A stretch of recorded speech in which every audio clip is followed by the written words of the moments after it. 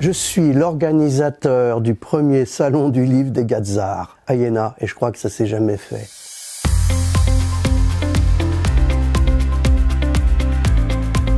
Alors, à l'état civil, c'est simple, je m'appelle Jean-Baptiste Mickiewicz, c'est un patronyme polonais. Je suis le fils d'une Française et d'un exilé polonais qui a survécu à l'insurrection de Varsovie. D'une grande fratrie, j'ai 3 enfants, un petit-fils et je suis remarié et retraité. Voilà, ça c'est pour l'état civil. Pour ma vie d'ingénieur, j'ai fait toute ma carrière dans le secteur aérospatial, chez un équipementier aéronautique d'abord, puis au CNES, où j'étais responsable du moteur Vulcain pendant le développement d'Ariane 5. Et puis enfin dans la grande aérospatiale, au Murau, qui est aujourd'hui, si tu veux, Ariane Group. Voilà. Donc tout ça peut se résumer par la formule les mains dans le cambouis, la tête dans les étoiles. Voilà. Et puis dans la vie tout court, alors je suis Gazard évidemment, ma buque c'est Mickey de la promotion ex-présidentielle Cluny 77 et je suis un écrivain voyageur. Alors je profite de ma retraite comme tout le monde pour me consacrer à mes passions. Le chant lyrique, l'étude des langues, j'étudie l'hébreu, le polonais, des choses comme ça, un petit peu bizarres. Et puis l'histoire, qui est une passion chez moi, et bien sûr l'écriture, qui a toujours été une alliée sur mon chemin. Et j'ai donc publié 3 livres chez un petit éditeur de Bergerac, les éditions à ciel. Et c'est ce qui m'a valu de faire ta connaissance, parce que j'ai fait l'objet d'un entrefilet à 2 reprises dans le magazine Arts et Métiers. Et du coup, j'y contribue régulièrement par un petit billet d'humeur que quelques-uns connaissent. Et c'est comme ça que tout a commencé.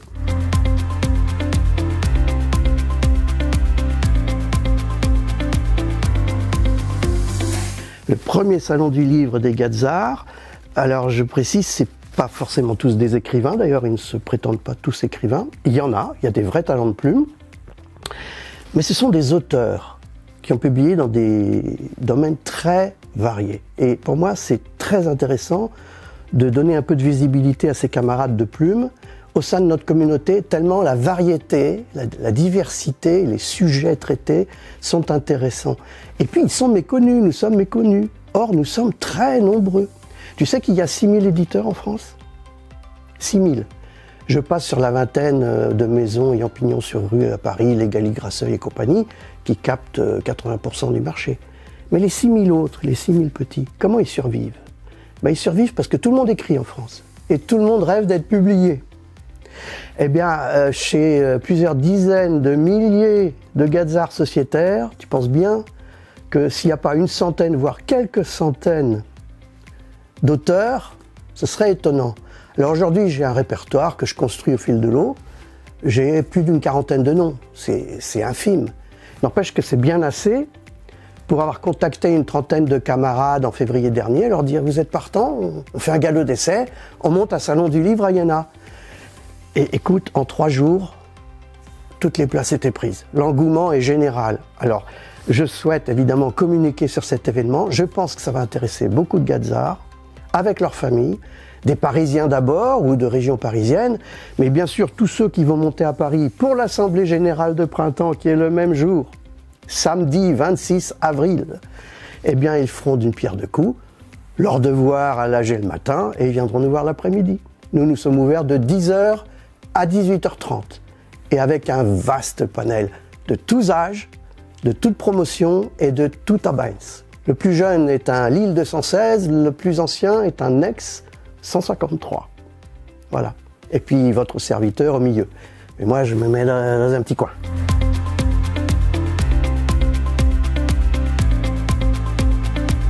De la vraie littérature, tu en auras. Il y a des vrais écrivains. Après, des auteurs de fiction, bien entendu, des romans. Après, tu as aussi des auteurs de témoignages, de récits de voyage, d'expériences personnelles. Donc tu rentres déjà dans des choses plus personnelles, intériorisées. Moi-même, j'ai écrit un récit de voyage, par exemple, géographique et intérieur. Tu as des auteurs passionnés d'histoire. J'en connais un, je ne vais pas citer tous les noms des camarades, mais j'en connais un, qui te raconte le périple à pied de Cluny à Compostelle par 2 personnages à 1000 ans d'écart. Un moine envoyé en mission secrète par Hugues de Sémur, l'abbé de Cluny, et un gars de Zar, évidemment, qui refait le trajet 1000 ans après.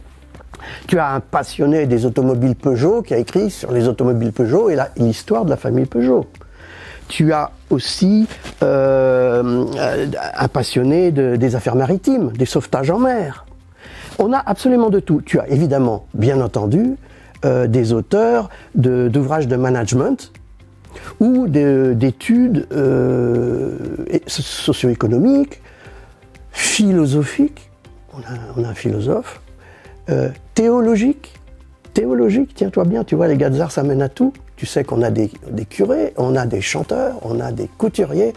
Dans les auteurs, alors là, je ne te dis pas, on a tout. Autrement dit, on a même un illustrateur, j'allais l'oublier, je voulais le mentionner.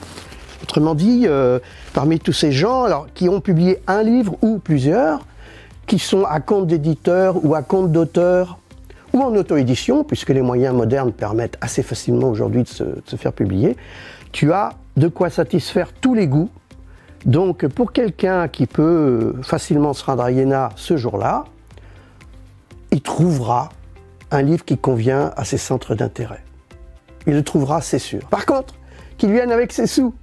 Parce que, tu sais, au deuxième étage à Iéna, où nous faisons ce salon, puisque c'est un galop d'essai, on n'engage pas trop d'argent, ce sont des salles très conviviales, très cosy, mais selon l'opérateur du téléphone de ceux qui ont des moyens de paiement modernes, ça peut ne pas marcher.